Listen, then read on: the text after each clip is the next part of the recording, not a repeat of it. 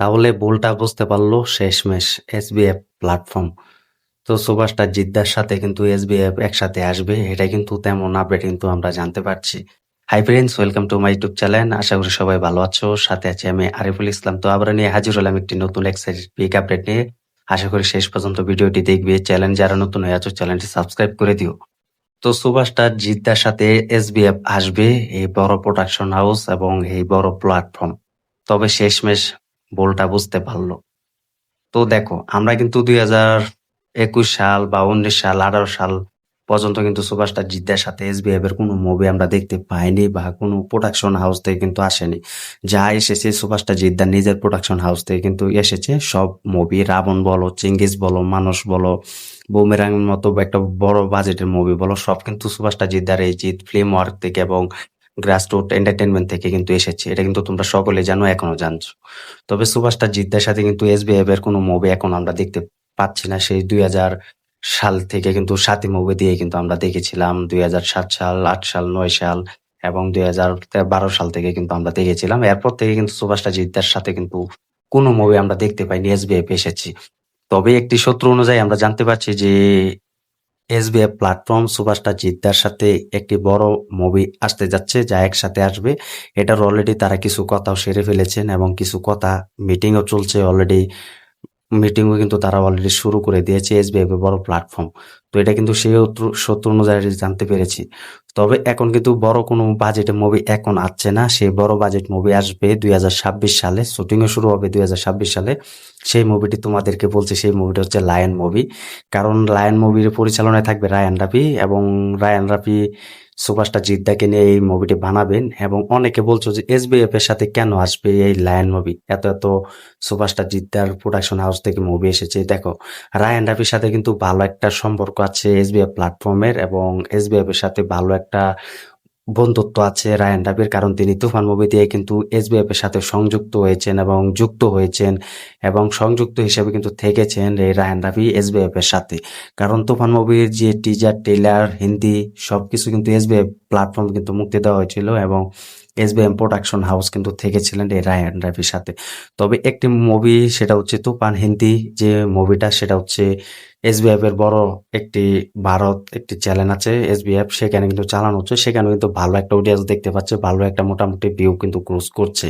তবে এখন সেই সূত্র অনুযায়ী কিন্তু রায়ান রাফির সাথে কিন্তু এসবিএফ এর ভালো একটা সম্পর্ক রয়েছে, বন্ধুত্ব রয়েছে। তবে সেই সূত্র অনুযায়ী কিন্তু রায়ান রাফি কিন্তু এসবিএফ কে ভালো কাজে লাগাচ্ছেন, যে তিনি সুপারস্টার জিদ্দার সাথে এই এসবিএফ এর সাথে কানেক্ট করাচ্ছেন, ভালো একটা মুভি আসবেন। আমরাও চাই ভাই, সত্যি বলছি, আমরাও চাই যে সুপারস্টার জিদ্দার সাথে এসবিএফ আসুক এবং কোনো ঝামেলা নেই। এটা সত্যি বলছি, এসবিএফ এর সাথে সুপারস্টার জিদ্দার কোনো ঝামেলা নেই বা বড় কোনো ধরনের সমস্যা নেই। কারণ সুপারস্টার জিদ্দা কিন্তু তার নিজের প্রোডাকশন হাউস থেকে কিন্তু সব কয়টা মুভি করেছে, এটা তোমরাও কিন্তু দেখতে পাবে। তো এসবিএফ কিন্তু সেই সব মুভিতে কিন্তু থাকেনি, তাকেও কিন্তু ইনভাইট করা হয়নি। এখন যদি লায়ন মুভির কথা বলি, লায়ন মুভি যদি এসবিএফ এর সাথে যদি পুরো মিটিং করে এবং এসবিএফ কে যদি রাখা হয় প্রোডাকশন হাউসের ক্ষেত্রে এবং প্রোডাকশন হিসাবে, তাহলে এটা সব থেকে বেশি ভালো হবে এবং সুপারস্টার জিদ্দা রাজি হবে।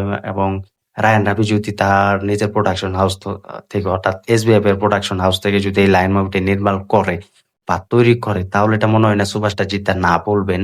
কারণ আমরা দেখেছি সুপারস্টার জিদ্দা যে নতুন নতুন প্রোডাকশন হাউস থেকে কাজ করতে দেখা যায়। কারণ জিদ্দার আগামী মুভি, সেটা হচ্ছে কেউ বলে বিপ্লবী, কেউ বলে ডাকাত, এটা কিন্তু নন্দিস মুভি প্ল্যাটফর্ম থেকে কিন্তু আসবে।